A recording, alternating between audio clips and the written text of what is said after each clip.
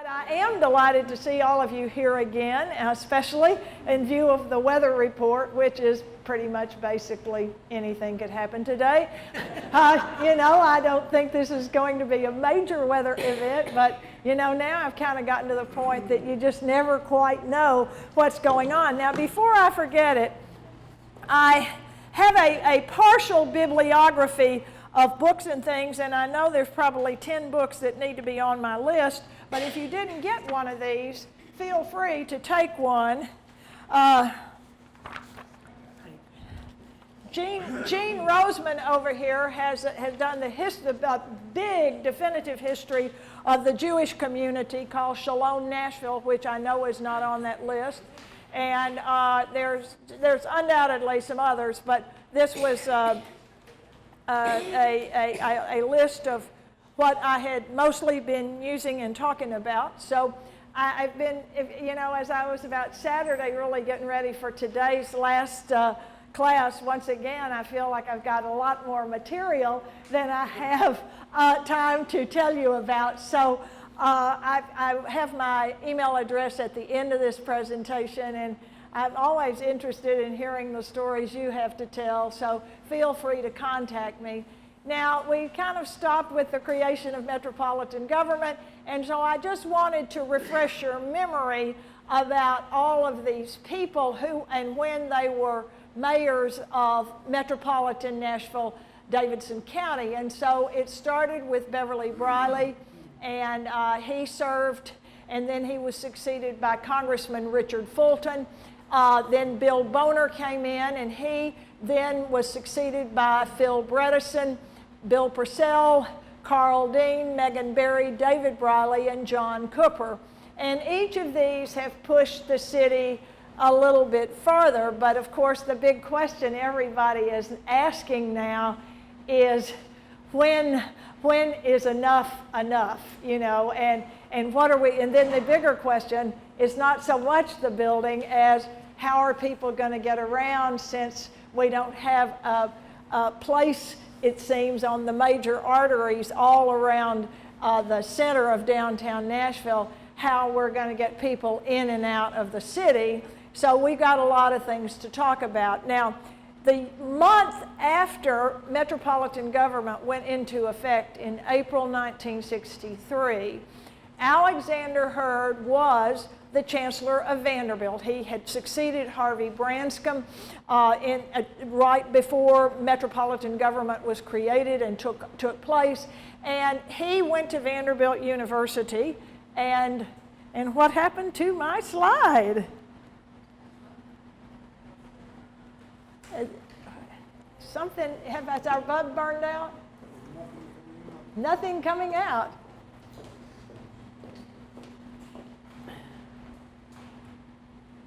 As soon as you mentioned Vanderbilt. That's right. That's probably undoubtedly what did it. Well, when I get to the Bell Witch, that may it wasn't the Bell Witch wasn't at Vanderbilt though. The Bell Witch was downtown. So that's another story that is great legends, but I think the bulb's out. It was the cord. Oh, was it the cord? Oh, yeah, okay. We have cord issues here. I am the person who's probably most apt to fall over a cord. So I will be the first. But here comes our projector back up. So we really, I think, we've been in a crossroads as long as Nashville's been in existence, really. What do we want to do next? What do we want the place to be? And what do we want children to be able to do, families to be able to do? How can we accommodate families and bachelorette parties at the same part of town is a question we've got to ask ourselves. And so we haven't quite figured that one out. And, we are really lucky in many ways. We have lost a tremendous amount of historic buildings. We are lucky in many ways that we have what we have left. I mean, the Ryman Auditorium was on death's door, death watch, A group of people went down there and stood there and worked with everybody to keep that property and to keep that there. And it really has been well used since then. It's not that it's been sitting down there empty, because classical musicians, for instance, think it's one of the acoustics in there are one of the best places in the world to play. Academy of St. Martin's in the Field did a concert there several years ago, and they talked about how magnificent the acoustics, because of the particular kind of wood in that stage. And so there's rarely any time when there's not something going on down at the Ryman. And now that they've had kind of a redo and have that nice museum down there, it really is an added thing to see. So we managed to save the Ryman. We've saved the Customs House, sort of, but you know, when the federal courthouse, the Kefauver building, was built, the Customs House was no longer really going to be used for federal government offices. And so a few of the federal judges, the bankruptcy judges and the circuit court judges, managed to hold on to their offices. And if you have not been in any of those offices like Sissy Daughtry's or Gil Merritt's or the bankruptcy judges, I mean, they are palatial. They are two-story offices with the book area up above, and they're really nice. And so everybody's going to move into that huge, magnificent looking from the outside building there that's on Broadway across from the parking garage of the Nashville Public Library. So I think the circuit court judges have kind of staked out their turf, and they're going to stay where they are, at least they want to. But that building is woefully underutilized, because Metro, after it was given to Metro by the federal government, Metro then promptly leased it out to an agent who, you know, leases it and profits from that and pays Metro. And so apparently there is a 100-year lease on the property, and you know, it really could be, I think it could be utilized for Metro things as well. We've saved that building. We've also saved Union Station. Unfortunately, we couldn't save the train shed back there at the back. 2nd Avenue we've mostly saved, and you know, again, that's still a subject of great debate, because even though it's on the National Registry, the homeowners in this situation have the rights to do what they choose to do with the property. And you know, there's been a lot of suggestions about that, but the consultants, as I've said several times, want people in Nashville with families to go downtown, and it's not going to happen, I don't think.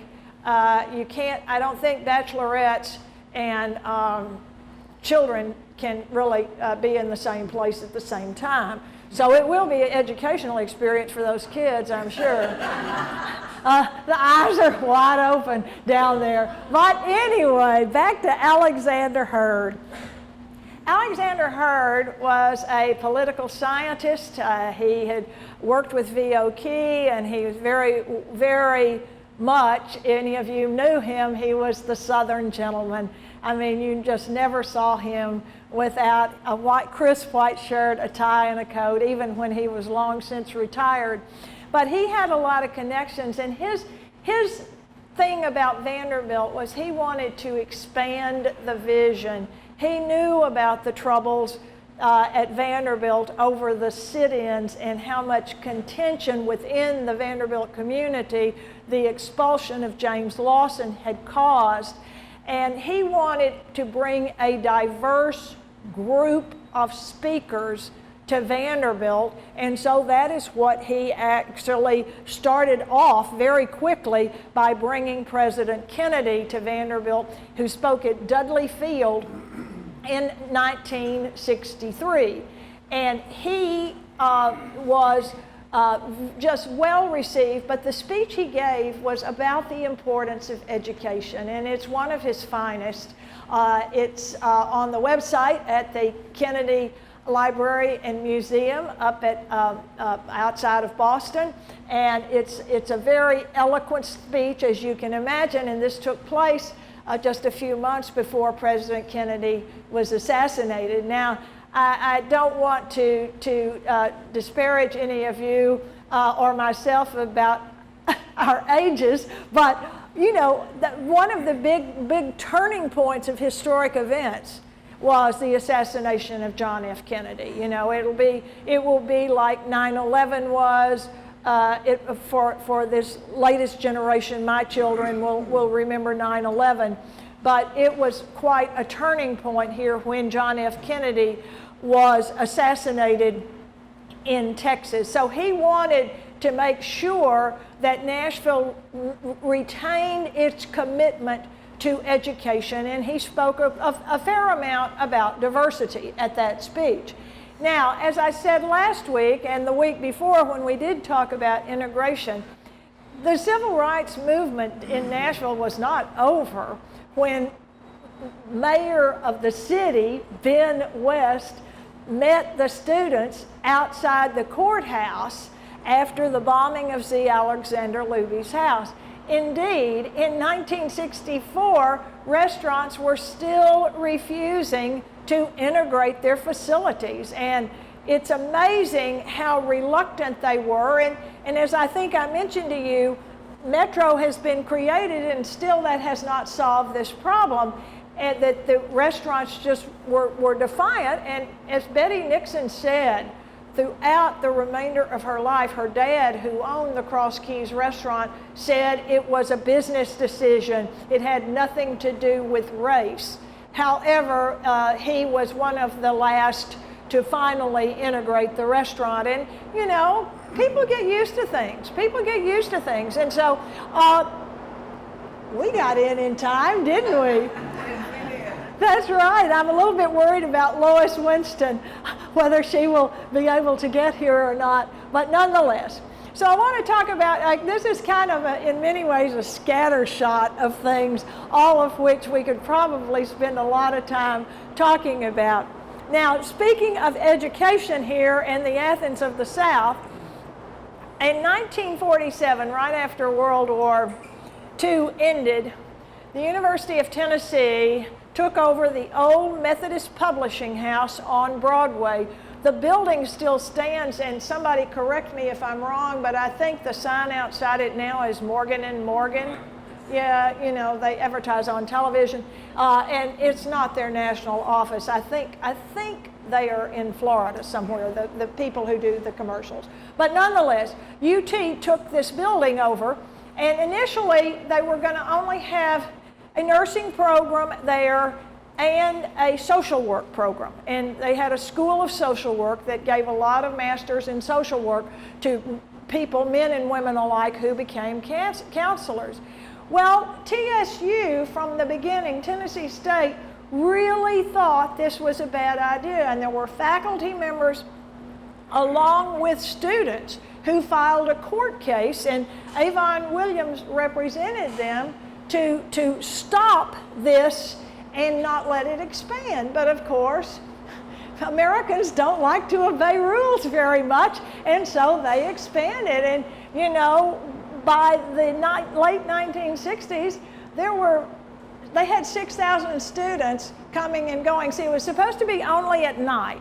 And then, you know, these are continuing education classes. And well, we'll offer English 101 and math and whatnot, and before you know it, they are awarding degrees. And so as a result of this, there is a lot of contention over whether this should be here or not. And University of Tennessee has campuses, real campuses, in Martin and in Chattanooga. And so they are a pretty ambitious bunch down there. And as a result of this, they go ahead and acquire the property at 10th and Charlotte and build that magnificent building down there, even though it had been highly opposed by the African American community. And they built it anyway. And some African Americans feel that Avon Williams compromised at this point, because he had been the civil rights lawyer, and he compromised when he could have stopped that from being built. Well, needless to say, they have 6,000 students. They've got morning classes, afternoon classes. At one point, when I was just married and couldn't get a teaching job in Metro, I decided I would get certified to teach math because, you know, most of the people who teach history, not all of them, and many, they really are looking for somebody who will coach. And people assume that history's easy to teach. All you have to do, right, Jean? All you have to do is just get a book and sit up there in a chair and go through the book. Okay, you read paragraph 1, you 2, and that's what they think. And so pretty much that's what the students are programmed to do sometimes. And then that's what they want. So I didn't get a history job, so I thought I'd get certified to teach math. I'd done very well in math and actually taken some extra courses in math when I was in undergraduate school. So I went down there at night and took several college math classes. I never did get certified to teach math, but I had the course credits to do it. But nonetheless, it was at the new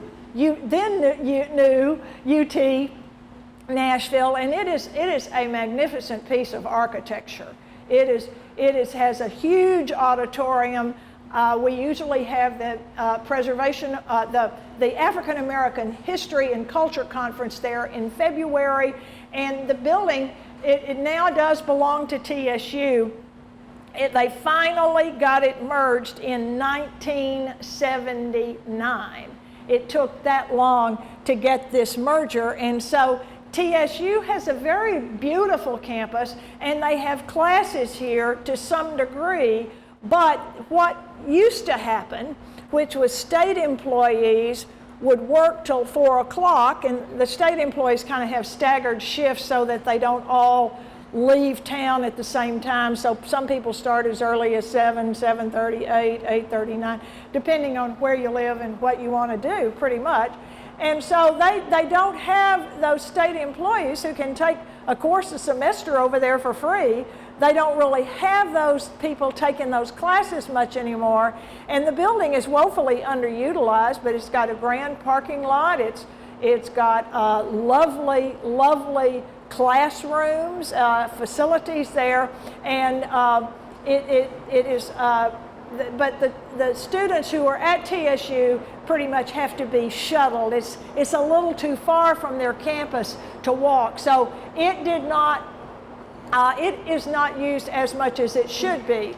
So here you see one of the University of Tennessee's advertisements as late as 1978, and they're offering the whole thing. You can get a bachelor's degree there without any problem. You can get all sorts of things.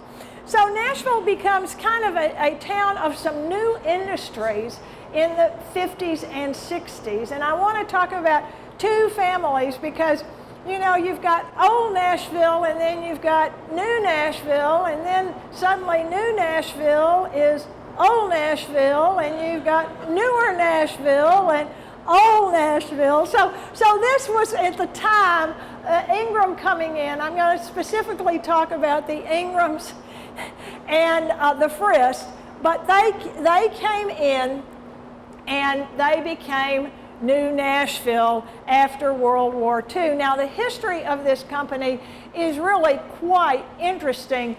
The father of Bronson Ingram, for a husband of Martha Ingram, had been born and grown up in Minneapolis, St. Paul. His father had a shipping line between Minneapolis and Louisville, Kentucky. And so Bronson Ingram, the son, and his brother then inherited this company when the father died. And so the two of them decided they were going to expand the company after their father died. And so they reorganized the company.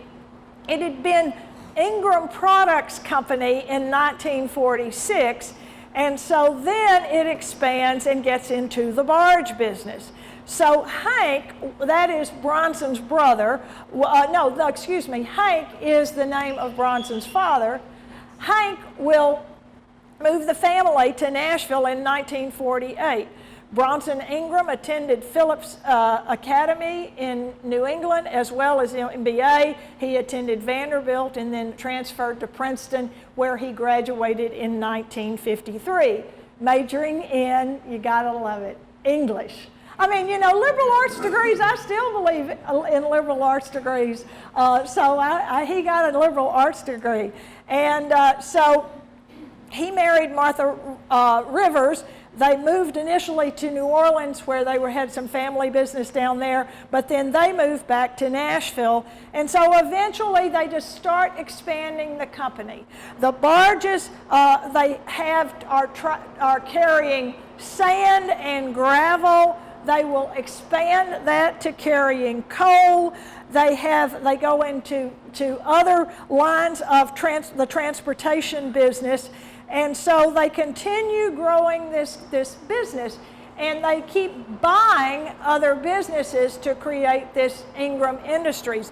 One of the companies that they bought in 1964 was the Tennessee Book Company, which had this enormous warehouse out in Laverne.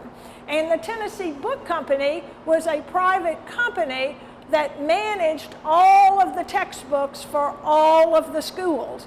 And it was, I was out there once looking at they let some companies use the part of the warehouse for storage, and I was out there looking through some old records, and I was just amazed at how enormous this warehouse of Tennessee Book was. But so it was moved into the Ingram family of businesses, and it has done quite well. Now, the thing I want to point out about the Ingrams and the Frists are that both families have been very generous in doing good things for our community. And certainly the Ingrams are no exception to that. Martha Ingram, primarily because of her great passion for the arts, she has always been a promoter of the visual arts, the performing arts, whether it's theater, ballet, stage productions.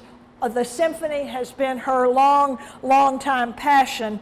And so she has a variety of leadership roles because she herself is a very savvy woman and is able to accomplish a great deal through as a leader. She, for example, was the chair of the state's Bicentennial Commission in 1996, and she organized or had people under her organizing that whole celebration. And that was the year after Bronson Ingram had died here in Nashville of cancer. But this company really expanded very quickly, and soon the family is very much active in the community here. One of the problems that they encountered was during Hurricane Katrina. And they had a barge down in the New Orleans vicinity that came loose from its moorings, and it broke away and went into the lower 9th ward of New Orleans, which is one of the parts of the city that was flooded the very most. And so some people blamed Ingram Industries for this barge getting loose because of the hurricane.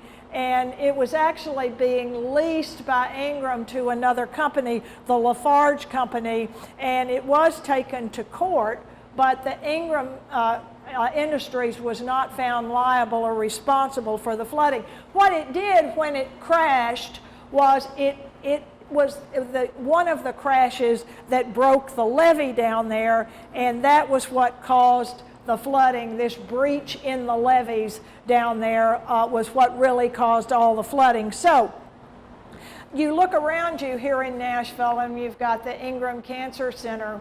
You have lesser known the Curry Ingram School for Children with Learning Disabilities, which started out at Westminster Presbyterian Church as a small school for people with learning disabilities, the Westminster School, and one of the Ingram's grandchildren had some learning disabilities, and went to this program, and they were bursting at the seams at Westminster, and so they owned this property out on Murray Lane, and they have a large national campus out there, a large piece of property, and people from all over the country will come here. Mothers will move here to have their children in that school because they think they get exceptional help. I have a colleague at Vol State who had 3 sons, and she still has 3 sons. She her youngest son had some learning disabilities, and they lived in Portland, which Portland is right up there on the Kentucky border. And she or her husband every day drove this child from Portland, keep in mind this is going through downtown Nashville now, to Curry Ingram. And she would generally go down there.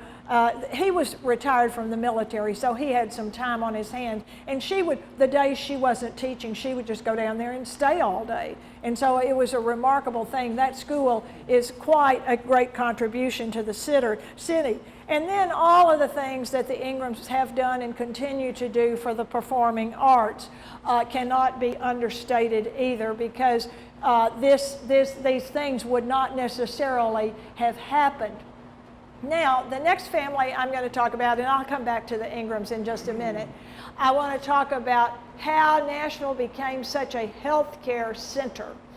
And this is in part indirectly related to the fact that as part of President Lyndon Johnson's Great Society program, his War on Poverty, he created 2 federal programs that were going to provide health care.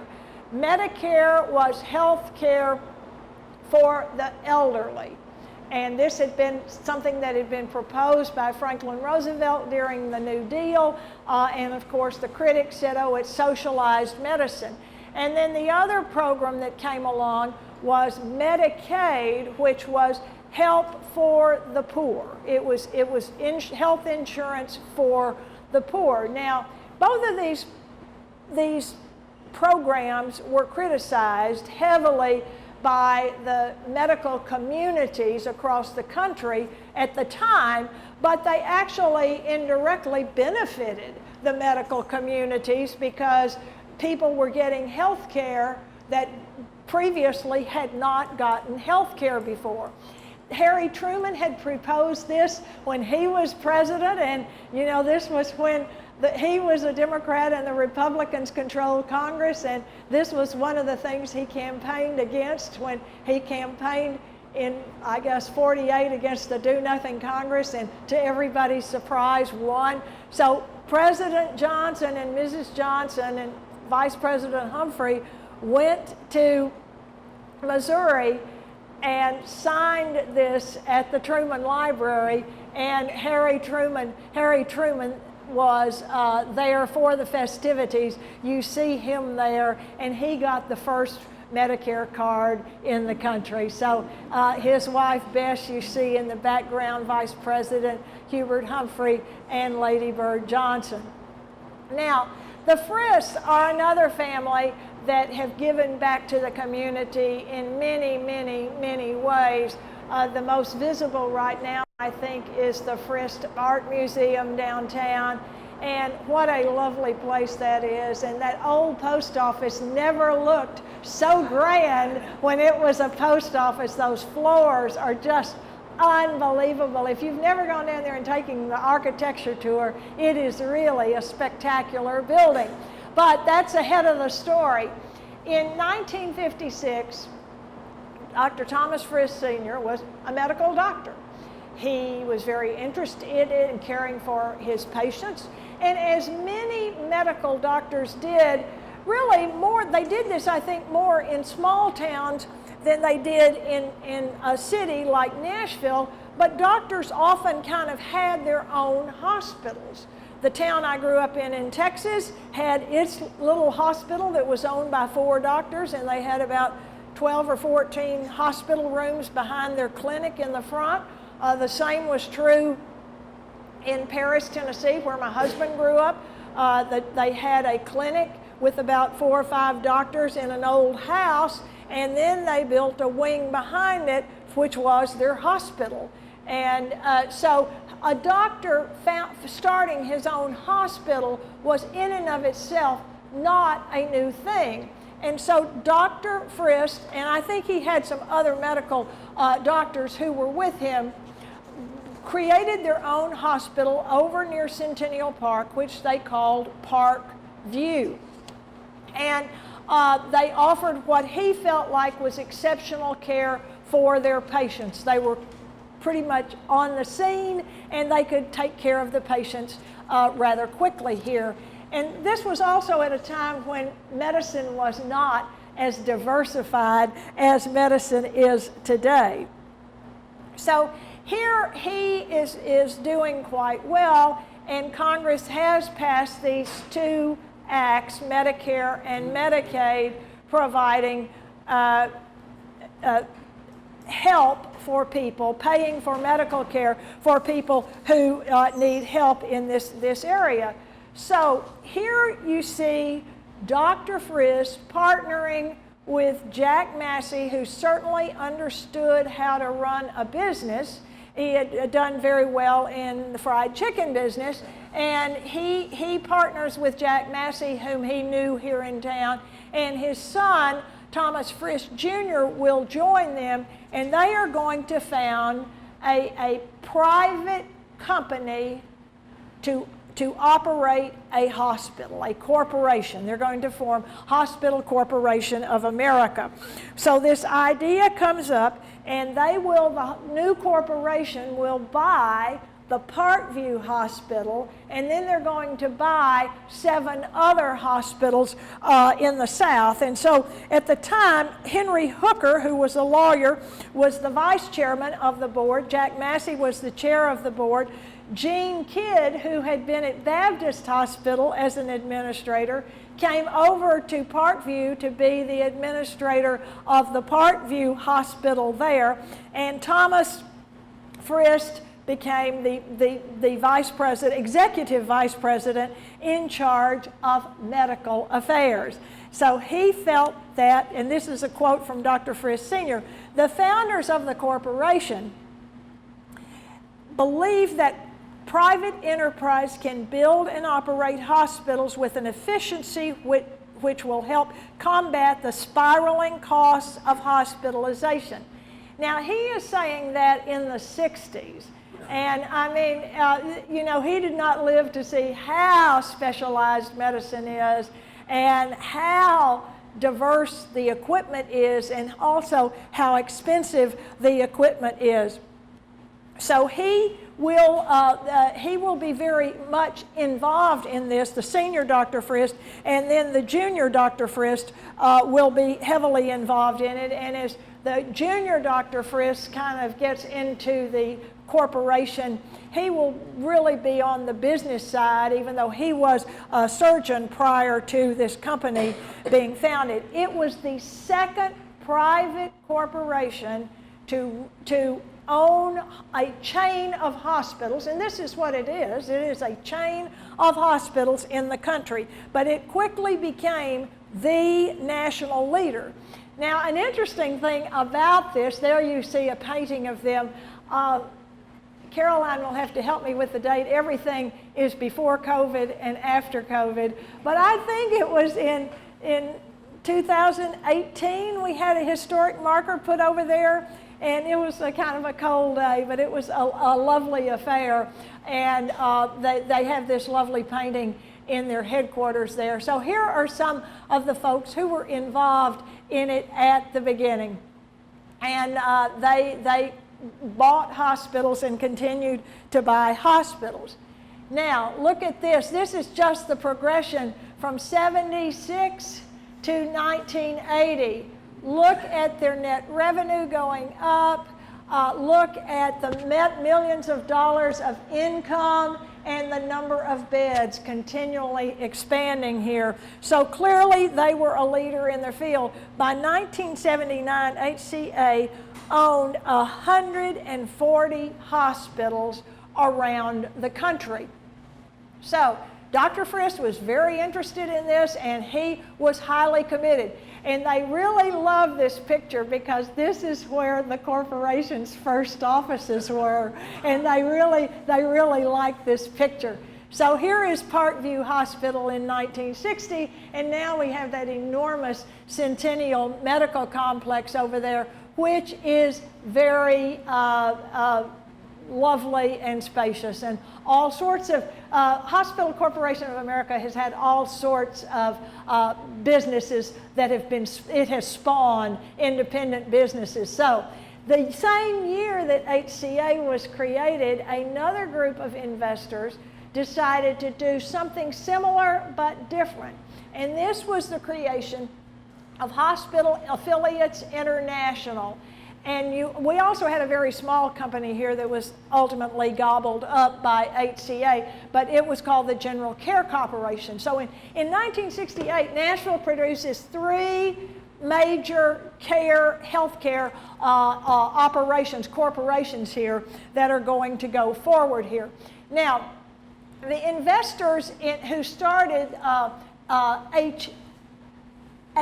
HAI started out with Irwin Eskin, who was a doctor. His wife is Annette Eskin, who's been a leader in educational affairs. She was on the Metro School Board for years and years and years. You had several investors, and what they wanted to do was what the Frists were looking for in the beginning, Dr. Frist and Jack Massey, they wanted to hire a company to manage Parkview Hospital and then add some other hospitals, but they couldn't find one, and so that's why they started buying hospitals and managing them themselves. Now, HAI wanted to manage hospitals but not own hospitals, and so they do incredibly well here. They own almost the same number of hospitals as HCA, and they have revenues of over the combined HAI and HCA by 1979 have revenues of over $2 billion. It is a very successful operation. And so this is where it all begins, right here in Nashville. And you see that these companies have investors, and they have plenty of capital, and they will become a public stock, and a lot of people in Nashville bought stock very early in HCA, which turned out, if you hold it long enough, you'll do very well. I think in the beginning there were some ups and downs there. And so you see these companies starting this, and this just says, well, I've got a better idea. And that's what Americans really do well, is they take one idea and they improve on it. And I think I might have mentioned this last week, but there was a story on National Public Radio one afternoon about the concept of a hospital healthcare mall, and they were using 100 Oaks in Nashville as the example, which Vanderbilt has been very successful with. So everybody wonders what if they've got Vanderbilt or HCA might go into the Hickory Hollow Mall, which is heavily underutilized. So you're going to see a lot of consolidation of these companies, but the founders of HAI did quite well with this business. They also, I'll tell you, the investors were Irwin Eskin, who was a medical doctor, Herb Schulman, Richard Eskin, Baron Coleman, and they created this, and their first real success was getting the contract to manage the Tulane University Hospital in New Orleans. So from there they went off. Now, an interesting thing about HCA is that HCA, as they're expanding, they want somebody to come and they hire somebody to be their nursing consultant. And so they hire this woman, who I believe is living in Massachusetts at the time, to come down and be the nursing consultant, and she brings her husband with her. The name of the woman is Andrea Conte, whom you know better as bringing her husband, Phil Bredesen, along. So Phil Bredesen becomes very interested in all of this healthcare financing and whatnot, And I was worried about you, Lois. I'm so thrilled to see you. You get the award for coming the farthest. I'm glad you're here. Lois is one of my former students. Back when we were doing Discover Nashville for the Council on Aging, we go back, we have a history between us. All right, so nonetheless, these companies do very well. They succeed. Phil Bredesen comes to town, and he will get involved in all sorts of things, but among other things, sitting around his living room, he and some of the HA people come up with the idea of launching another company called Health Plans, which became very successful. And all of these spin-offs, AmSurge, the dialysis clinics, all of these things are products of these medical corporations. And Vanderbilt has competed very successfully with them. And as you know, St. Thomas has now become Ascension, which is a corporation, and it has acquired Baptist Hospital. So I think I've got some pictures here, but I know some of you all like the chronology of this, so I put this in here for your benefit. Here you see HCA buying HAI, $650 million. Then you see Rick Scott up in Louisville starting his own company, and they are going to acquire some businesses along the way, and then they're going to merge with HCA. And so Rick Scott comes to town, and you know, this is kind of a up and down kind of relationship, I think. I think there were probably some people at the old HCA that may have regretted this merger, but the merger doesn't last. The marriage was divorced pretty quickly. There was a divorce, and so Columbia, I'm not sure what happened to it, but Rick Scott moved to Florida, where the Columbia did have some hospitals, and he is now a member of the United States Senate. Is that correct? So he was here, and so HCA goes private again, and then they go public again. So, you know, every time they go private or go public, the stock seems to increase. So here you see St. Thomas System here, and they will acquire Baptist Hospital. The old Baptist Hospital is this aerial shot here on your left, and now the Baptist name on the building is now St. Thomas, but it's really Ascension.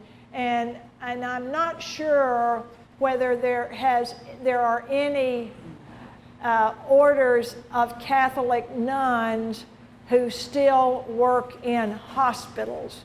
I mean, Saint Cecilia up there on the hill is a teaching order, and it's the Dominicans, and they are doing well, and it's this healthcare center. Now, meanwhile, you know, we still have other hospitals here. We have Hubbard Hospital, which is used a lot by the students at the Meharry Medical Center, and eventually, and the city runs General Hospital, and eventually, Meharry, the city will merge Hubbard and Meharry, Hubbard and General Hospital. And so the General Hospital that some of you may remember down there on the bluffs of the river is now over, I guess, a couple of blocks from Fisk.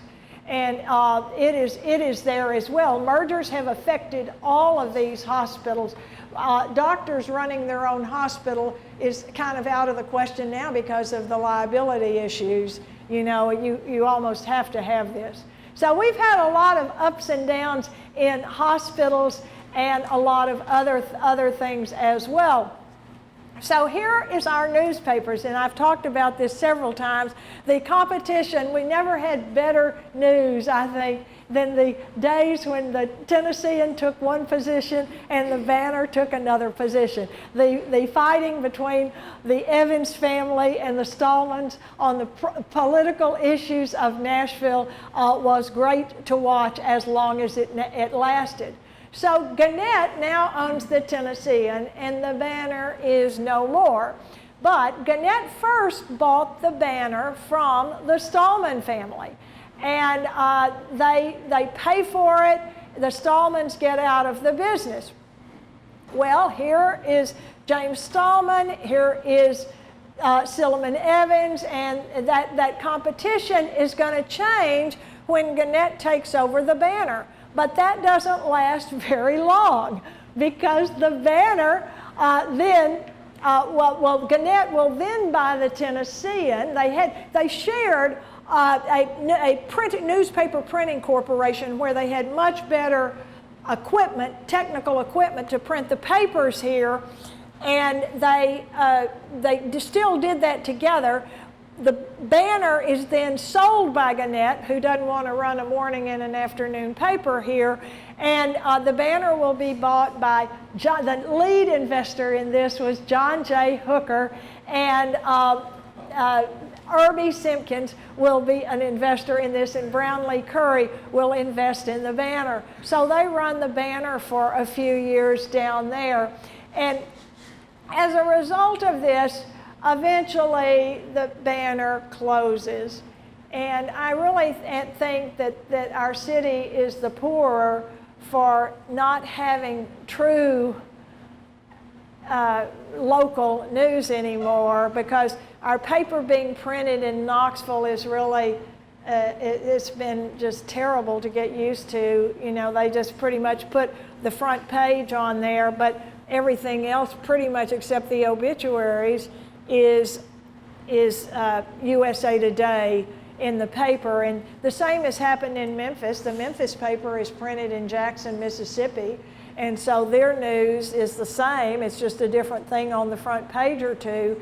And I think the city is the poorer. Now there are at least two groups trying to start new newspapers, and I truly hope that they are successful, because I think there's still a hunger for local news. Remember Clara Hieronymus, who did the arts, how fascinating her coverage of art exhibits and musical things. We had local reporters. John Bridges was an arts reporter. He's still very much alive. And you know, you had local travel reporters and local food reporting and all of these things. The television schedules were in the paper, but that was, of course, when we only had 4 television stations. Now with the menu, we couldn't put all of those schedules in there. Way too complicated. But you've got a lot of things that are not in the paper, and yet the tragedy of this, from my perspective, is that the Tennessean right now, they have a small staff. But some of the staff down there are as fine reporters and writers as the Tennessean has ever had. And you know, when John Siegenthaler was the editor and the Evans owned the paper, I mean, how many of those writers down there, Frank Gibson, Frank Sutherland, David Halberstam, there's a whole list of the alumni who went on to national recognition and left the Tennessean. And they were well trained, and they loved covering local things, going to the school board meetings, going to the city council, Metro council meetings. They covered all of those things. And for example, the editor of the editorial pages is David Plazas. And David Plazas, I don't know whether you've ever met him or not, but he is absolutely committed to this community. He goes to all manner of community things around town. He is very invested as a person in this community. But when the paper has the deadline for the paper has to be 2 o'clock in the afternoon, you know, you miss all of the Friday night high school football games. And what do parents want to read on Saturday morning? They want to read about their kids' schools football games on Friday night. So that has all sort of dissipated, and it's not really the fault of the people here, but it is corporate newspaper publishing here. So I'm giving a kind of an editorial opinion here, which I probably shouldn't, but nonetheless, I think that we're missing something by not having newspapers like this. The African American newspaper, the Tribune, is still going strong.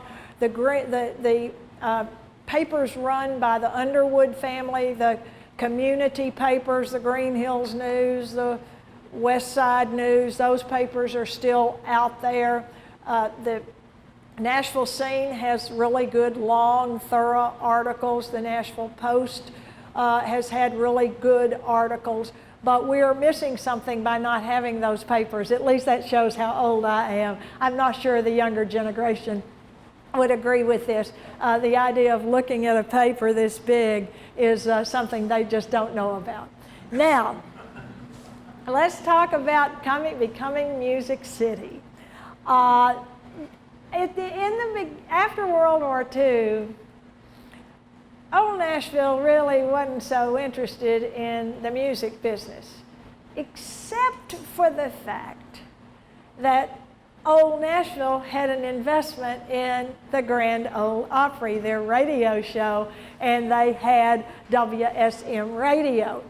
And so they are very interested in country music, but Nashville has not become Music City. Now, one of the radio announcers on WSM radio, and you all do know that was, they asked for those call letters in 1923 or 4 when the life insurance company decided to have a radio station. It was their motto, "We Shield Millions," WSM.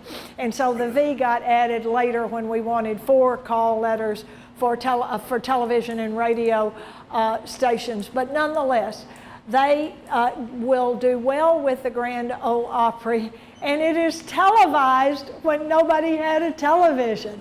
But it was only kind of a one-shot thing. It's going to take a while for it to get to the big screen.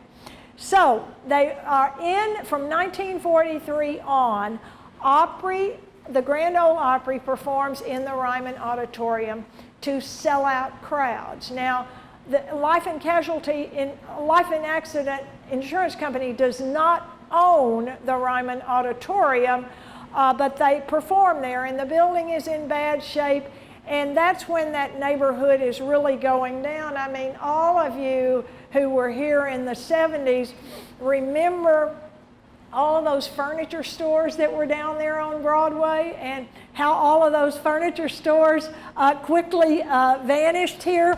So they felt the neighborhood was going down, and they wanted to move. And so National Life will build Opryland USA and moved the Opry House out there a couple of years later. Now, I went to the trouble to look up some statistics about this, because I really find that the size of these places and the acoustics and everything else about these places really quite fascinating. And so the Opry House, Ryman Auditorium, held about 2,500 people in it, whereas the new Opry House has a capacity of over 4,000. And yet, you know, the times I've been out there have been when we have taken guests to go see the Grand Ole Opry, and the crowd is as entertaining as the show, and the show is just everything you imagine. The commercials in between, the families sitting around up there on the stage, they retain those church pews because it was a revival center. The Nashville Union Gospel Tabernacle was what the Ryman was. And so they've retained a lot of the features of it, and the parking out there is considerably bigger at the new Opry House, and they apparently have sellout crowds most of the time, and it is quite a show. But the audience is, you know, running all over the place, taking pictures, and everybody's having a good time out there. Now, for the grand opening, Roy Acuff, actually Roy Acuff, they built a house for Roy Acuff on the property of Opryland, and he lived out there. But for the grand opening, President Richard Nixon comes for the grand opening. And you know, this was probably a great diversion for him, because you know what's going to happen in August of that year. So this was probably one of his last really happy moments, when he was out there and Roy Acuff was teaching him how to use a yo-yo. So Richard Nixon played the piano, and he was quite charming, apparently. Now, Opryland got hit pretty quickly by a big flood. We've had more floods than we like to think about. 2010, you know, they kept saying, well, this is an every 100-year flood. But there wasn't that far back that 75 took place, and Opryland was completely submerged underwater, and it did get rebuilt, but there was, you know, this begins to say, how practical is it to run an amusement park out here? So ultimately, Gaylord Entertainment is going to buy all of this from National Life, and then they will decide to kind of have year-round profit and take out Opryland and put in the Opry Mills Mall out there. And it's where Opryland used to be, but the Opry House is still out there. And the hotel, you've got the shopping center, and so they've got quite a big complex out there. And the hotel, you know, they've added everything under the sun out there. Every 5 years, it seems they're doing a major expansion, a tremendous number of rooms, and they have an anchor downtown. You know, Opryland, once they started the convention center, they really didn't want the city to build what is the old convention center, which is where the African American Museum of Culture, Music and Culture is today there. We had that connected to the Renaissance Hotel. Bud Wendell was the executive, and he really tried to stop that, but he wasn't successful. So they bought a building on 2nd Avenue that became the Wild Horse Saloon, and so they have an anchor downtown. And if you go downtown on Saturday night or Friday night, there are buses there. And so that's part of the big dilemma about 2nd Avenue, because when Phil Bredesen was our mayor, he wanted the street open with no on-street parking. And the business owners just felt that doing away with on-street parking and stopping would be disastrous for their businesses. And the businesses down there have had a lot of ups and downs. At one point, Bobby Matthews had drawn up plans to build a big hotel down there, and the plans never came about. I think he just had second thoughts. But now you look at all the hotels that are all over the place. The Four Seasons, I guess it's not open yet, is it? But it's getting ready to open. Is that right? It's about finished. I've been invited to something down there, kind of a preview thing in a week or two, so I can give you the report then after I see what it is. Okay, 1980. Moving right along, we celebrate 200 years of Nashville. There was an ambitious Century 3 committee. Hugh Walker, who wrote for the Tennessean, was the county historian. The idea was to have a grand plaza down there along the river. This statue is of James Robertson shaking hands with John Donaldson. The statue exists, but it is not on that kind of a pediment or that kind of approach to it. But we have worked to keep that riverfront vibrant with the entertainment that takes place down there, and now the amphitheater that has been built in there, and it really is quite lovely. And I think that we who live here don't necessarily take advantage of going down there to various things as much as the tourists do. But the Fort Nashville has been, in the past 4 or 5 years, rebuilt, and it's there. And unfortunately, there's no staffing there. You know, the idea was that in the beginning, Metro Parks, it is a Metro Parks property, Fort Nashville. In the beginning, they had a docent there, Wesley Payne, but they didn't really have people coming in and out, so she went to the Parthenon, where she, I think, is still working, and there's no programming down there. And some of you may well be members of the Daughters of the American Revolution, and they have tried to make sure, they were really leaders in getting the new Fort Nashville built, but they don't have volunteers that can be down there. And tragically, visitors don't necessarily want to go around there, because at any point of the day you will find homeless people sleeping there. And so we have a problem that we have not yet solved. And I'm sure the creative minds in Nashville, this city is filled with creativity, that the creative minds can really come up with something to solve the problem down there. Now, moving right along, we get the Tennessee Performing Arts Center in 1980. Lamar Alexander was our governor in 1980, and they have built 3 performance halls down there. It is to be grand, as well as a high tower, the Polk Building, for government offices for the state. The state was running out of room down there. And so as a result of this, they're going to build, the biggest hall will be named for the president with the most reputation, Andrew Jackson. The second hall will be smaller, named for James K. Polk. And then the third one is downstairs in the basement, and it is the Johnson Hall. So it's got a place where there's water problems occasionally.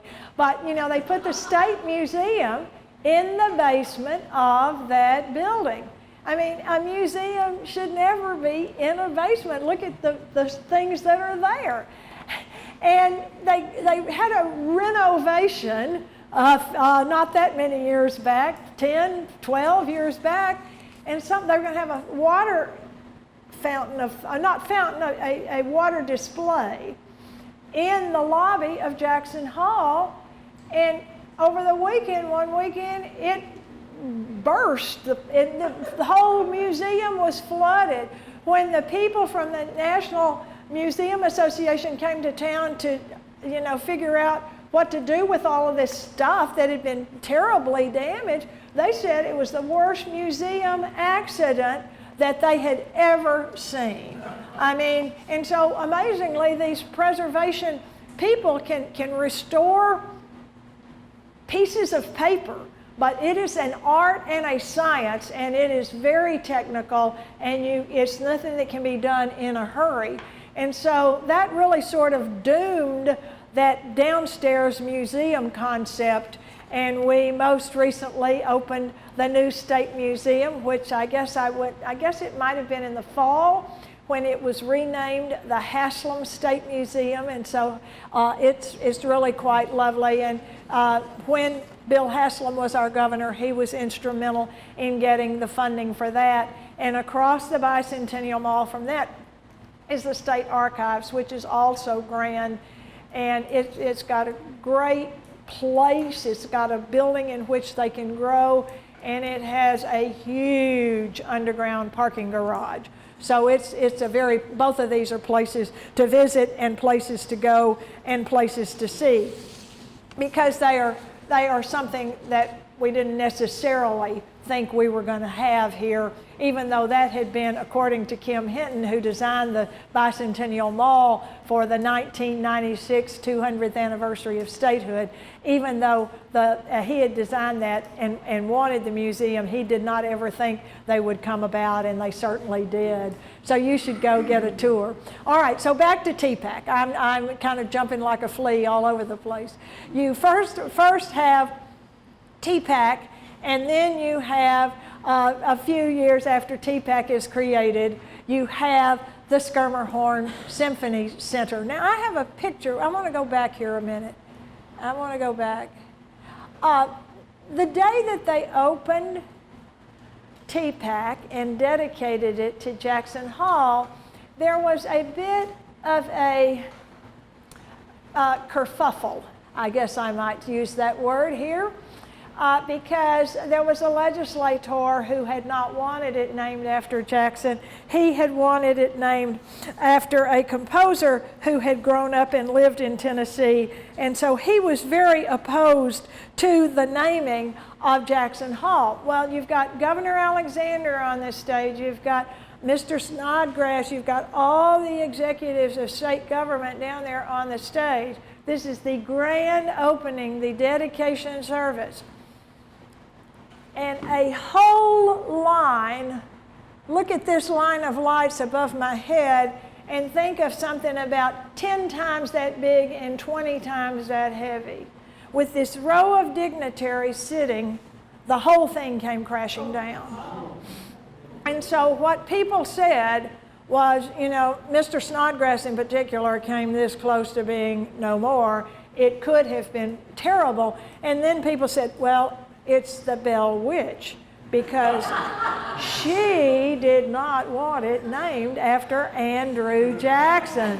And so, but it was a near miss. And had that killed or hurt anybody, it would have been a terrible, terrible tragedy for many different reasons. But that hall holds about 2,500 people, and it's not long before we're going to need a hall that is dedicated to just the symphony, because the Broadway shows are in and out of there. You have all manner of other things used by TPAC. And so in 2006, again led by Martha Ingram, the Schermerhorn Symphony Center is opened. She was very well traveled, and she saw the Opera House in Vienna, and it is designed to look like the Opera House at Vienna. It's really a beautiful building. There's a recital hall within the building. You can have weddings down there. It, unbelievably, to the symphony lovers, was used for the NFL draft. And I mean, they took all the seats out, as I understand it, but nonetheless, it is another one of the things about Athens that makes this city quite the special place to live in. We also got our new public library during this decade, which was, I think, in large part due to the fact that Phil Bredesen grew up going to the Boston Public Library. So Phil Bredesen accomplished two things as mayor. He got a new library system started. Donna Mancini, who's now Donna Mancini Nicely, had come from Georgia to be the head of the library. And the council people all wanted new branch libraries. They were all about it. But they did not want a downtown library because they said people won't go down there. And what was downtown, however, was this shopping center complex that Ted Welch had been heavily behind, and the Church Street Center just did not fly.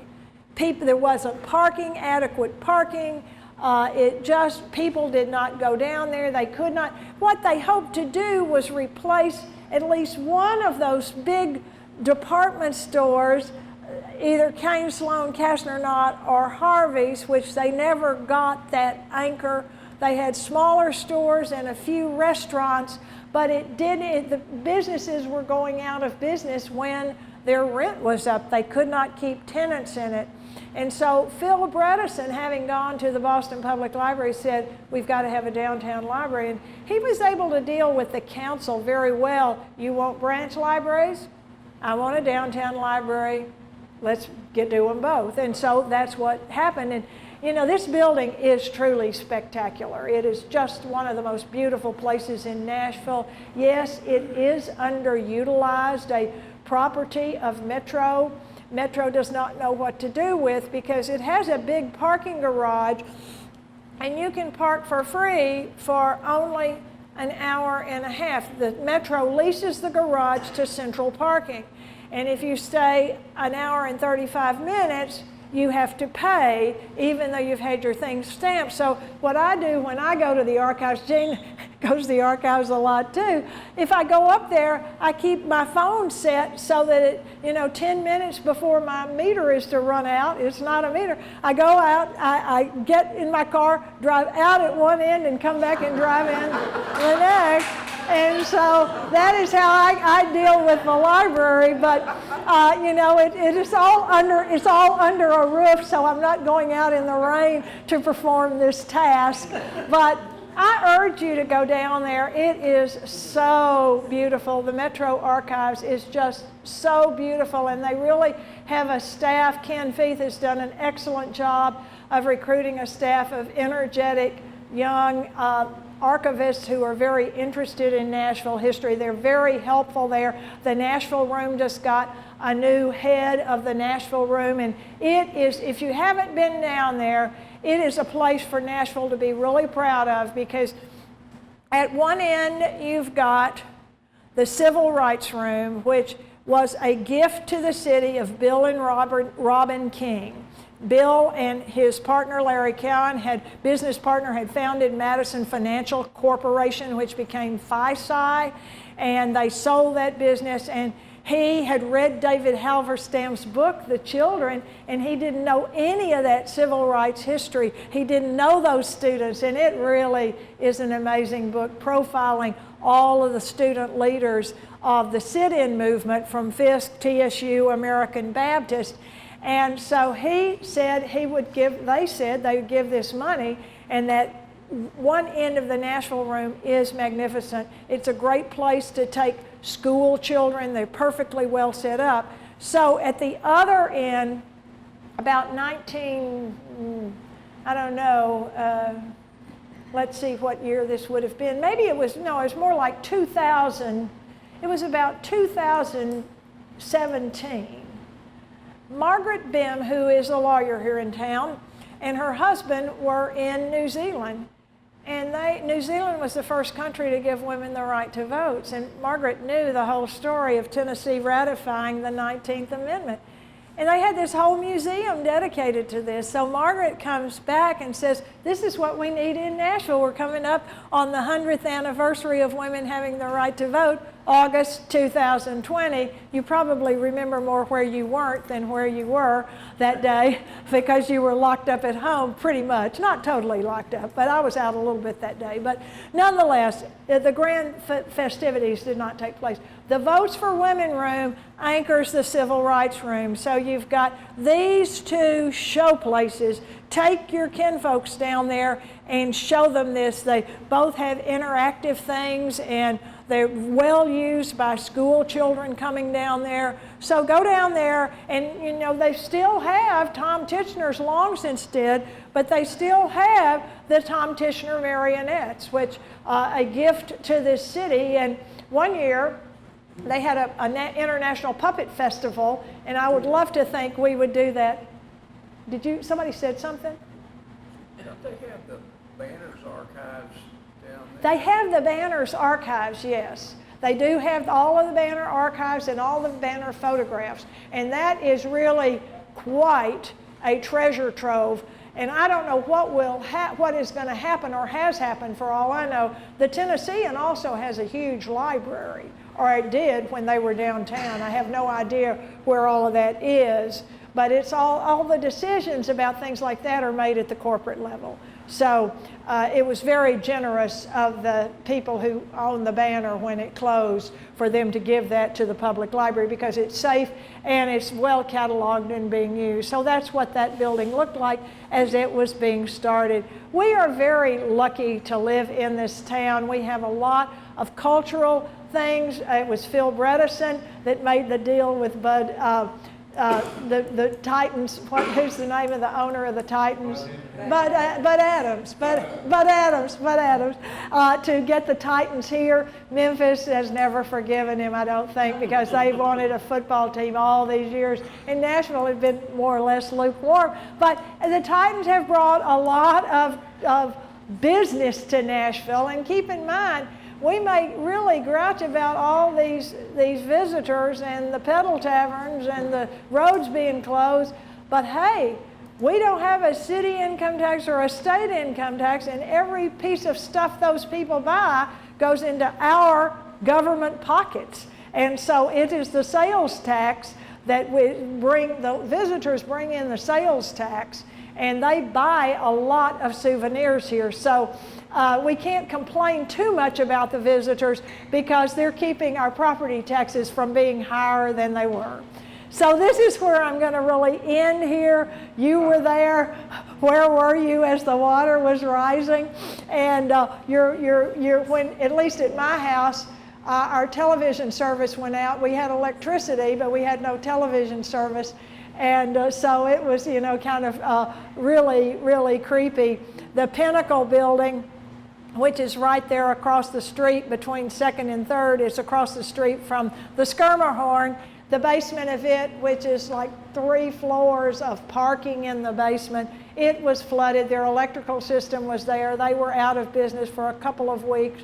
But Nashville had never, we kept saying, it's a 100-year flood. It never, well, we've had lots of floods. We've had lots of floods. It was not just a 100-year flood. We've had lots of stories. And so there's a whole thing, a whole website called Nashville Rising, and it's got more pictures and interesting stories on it because everybody here can remember exactly what you're doing that Saturday when the floods come up, the water rises, and well, it's rained 16 inches.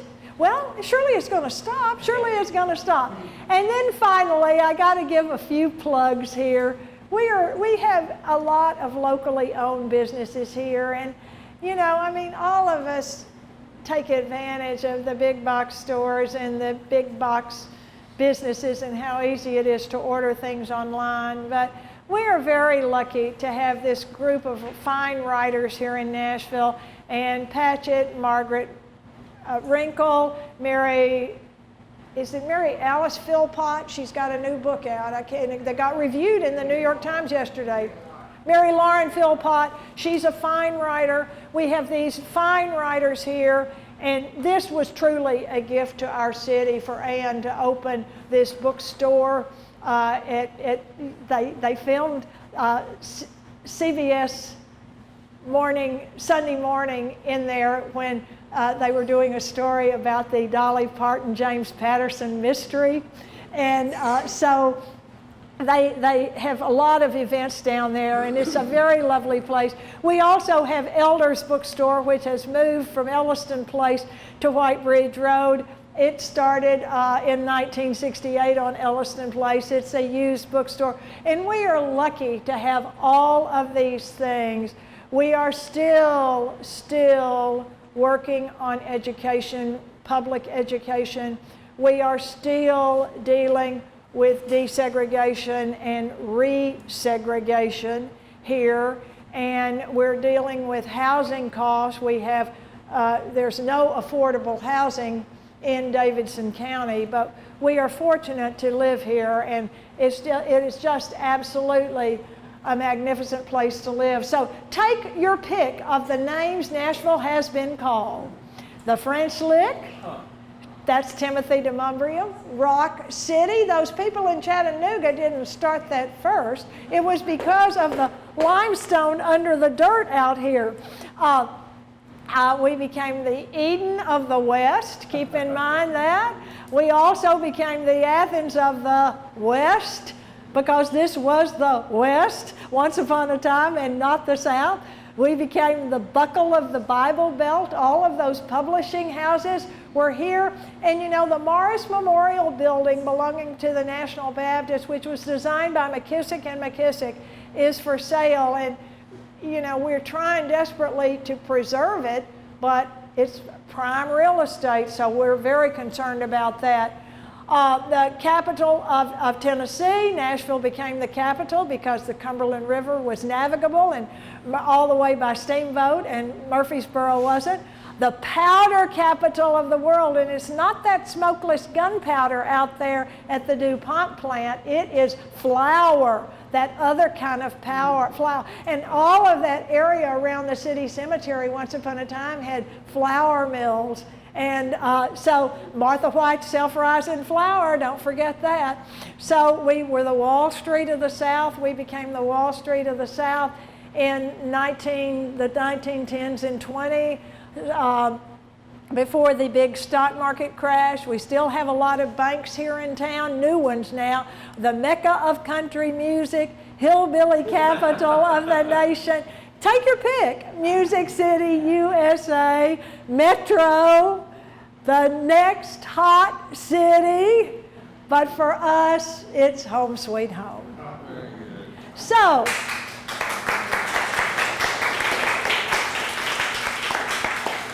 I feel like I've been on a treadmill racing to get all of this covered, and there's a lot more. As I said, I could have at least taken this material and divided into 3 pieces and done 2 more classes, but it's time for this class to end, and I do want to tell you how much I appreciate you doing this, and I'm not bragging about this one way or the other.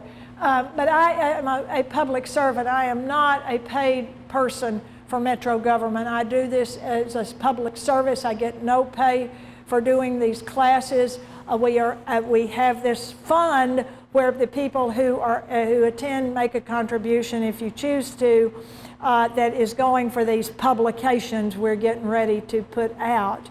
So I greatly appreciate your attention, your kind words. And anytime you hear a good story, let me know. I'm always interested in a good story. Lois back there brought me a whole envelope of things which I'm returning to her, which is unbelievable information about your aunt. Oh, but your sister wasn't Sister Drexel. But she was gone.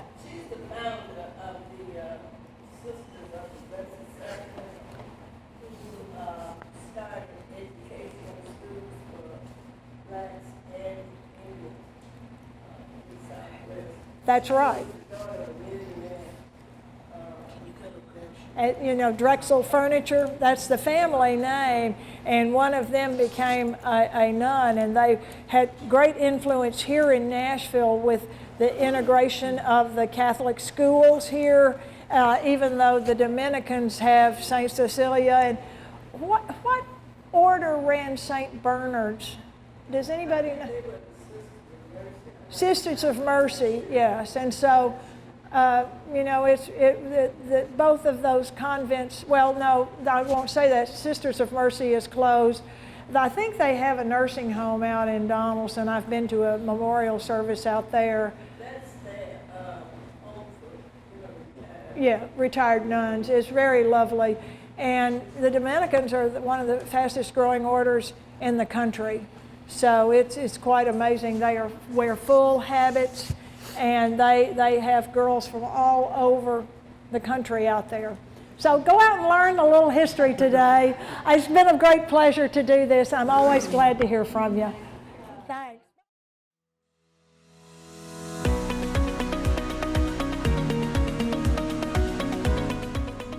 This has been a service of the Metro Nashville Network. If you would like to see this presentation again, or for more information on this and other programs, visit nashville.gov.